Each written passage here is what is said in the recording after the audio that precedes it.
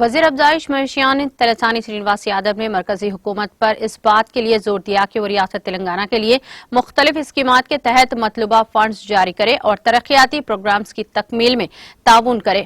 وزیر سرینواس یادو مرکزی وزیر افزائش مویشیان پرشوتم روپالا کے ساتھ ایک ویڈیو کانفرنس کے دوران اس بات کا مطالبہ کیا۔ سرینواس یادو نے کہا کہ تلنگانہ حکومت ترقیاتی پروگراموں کے نفاذ میں ملک کے لیے نمونہ عمل ثابت ہوئی ہے۔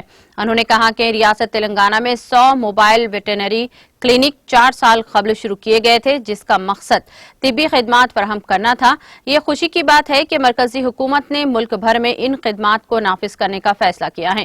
وزیر تلسانی سرینواس یادو نے کہا کہ ریاست ملک میں لائف سٹاک کی ترقی میں سب سے آگے ہے اور ریاست لائف سٹاک ڈیولپمنٹ کے میدان میں جدید اسکیموں پر سب سے آگے ہے۔ مرکزی وزیر پرشوتم روپالا نے تلنگانہ حکومت کے اقدامات کی ستائش کی۔ کہا جا رہا ہے کہ گزشتہ سال پولیس نے ان سی سی ٹی وی کیمروں کی مدد سے 4490 معاملات کو حل کرنے کا دعویٰ کیا ہے۔ اہم مقامات پر کیمرے، پولیس اسٹیشن کے قریب کیمرے لگائے جائیں گے۔